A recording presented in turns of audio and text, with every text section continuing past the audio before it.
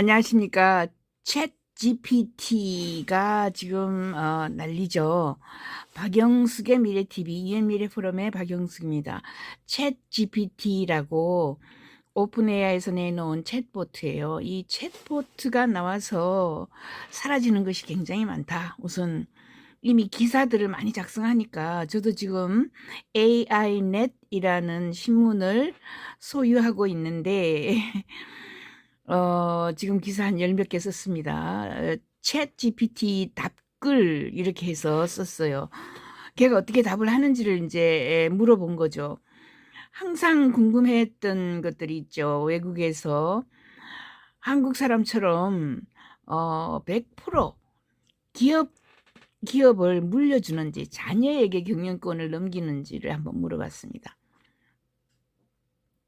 우리나라에서는 아마 유한양행인가 거기 빼고는 지금 전혀 그 패밀리 가족과 연관이 없는 사람에게 물려준 경영권을 물려준 경우는 저는 기억을 잘 못해요. 아무튼 외국에서도 이런가 그죠? 그리고 기업이 100년 동안 살아남은 기업이 많은가? 그죠? 대부분 100년을 못 채우고 다들 망하는 경우가 많죠. 그래서 이런 질문들을 한번 해보았습니다. 질문을 아직까지는 영어로 해야 돼요.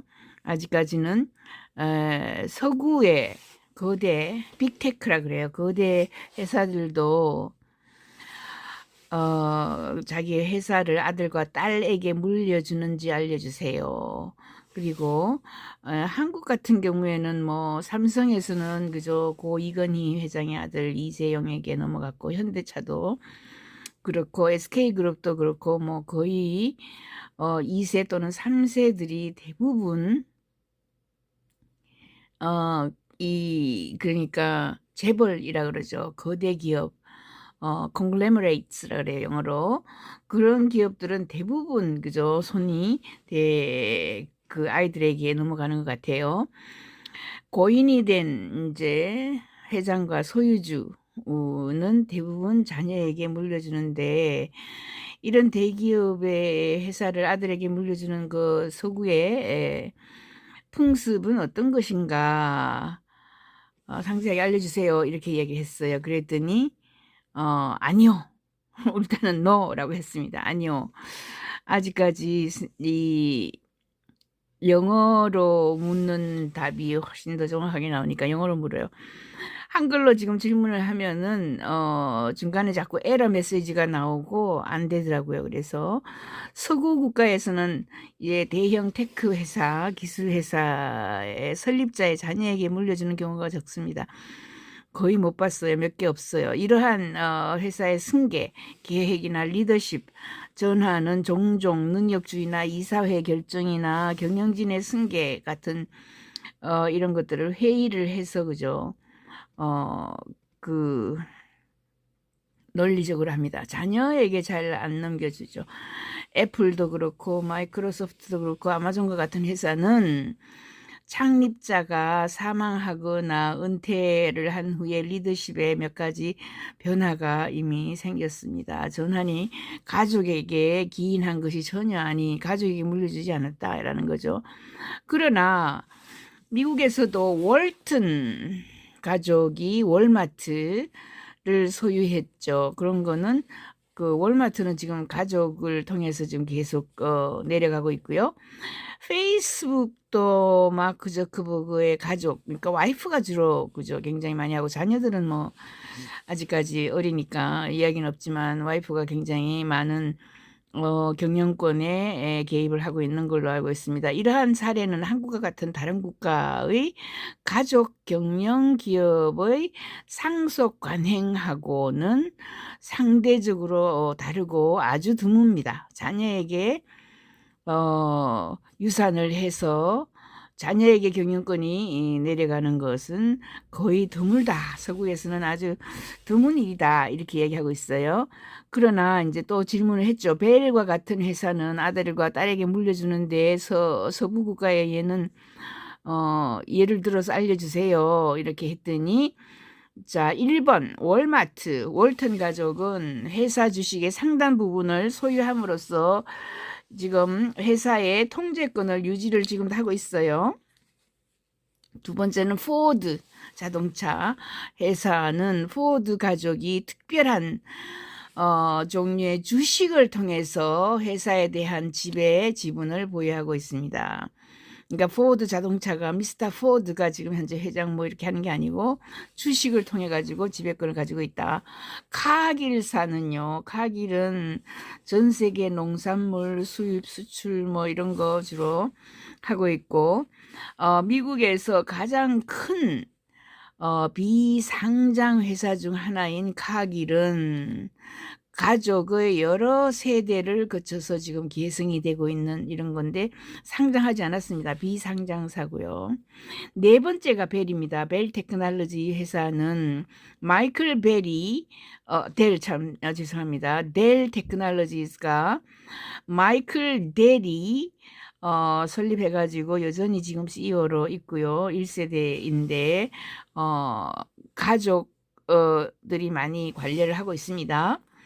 휴렛 패커드 같은 경우에는 이제 5번째인데 이 회사는 밀 휴렛이 그죠? 데이브 패커드 가족하고 두 가족이 같이 설립을 해서 1년의 경영진이 운영되어 왔고요. 아직까지 지금 일부는 설립자와 가족이 운영을 하고 있다. 이렇게 아시면 되겠고요. 그래서 다음은 가족 승계가 리더십이 소유권에 중요한 역할을 한 서구의 기업 몇 가지 예를 들어보았습니다. 이 경우에 리더십 전환에 비해 상대적으로 가족끼리 경영권을 상속하는 경우는 아주 드물다. 전 세계적으로 그렇다라는 걸 보여줬습니다.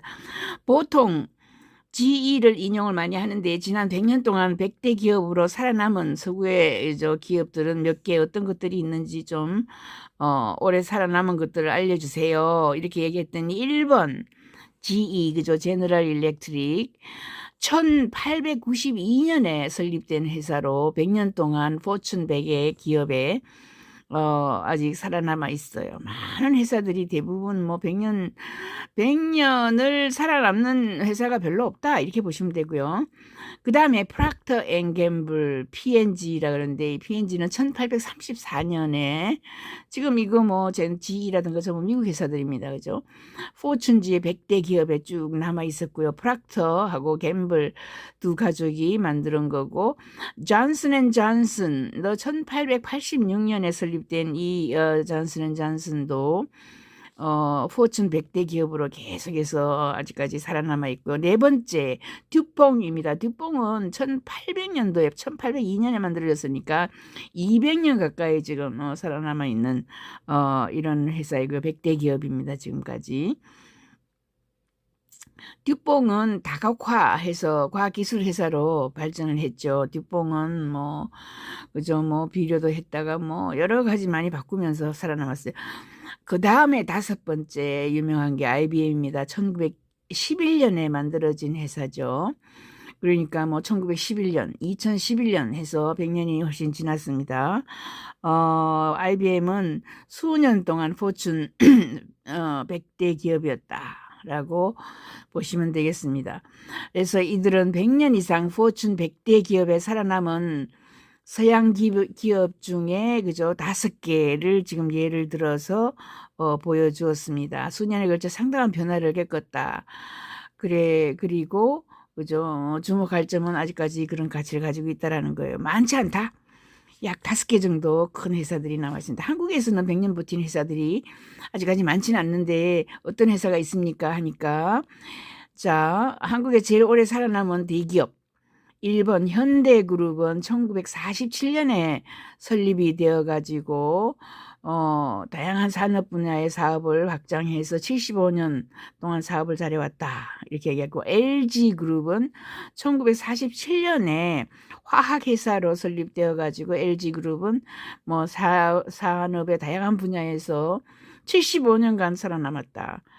현대하고 LG는 75년간 살아남고 삼성은요 이제 85년간 살아남았다 이렇게 해요.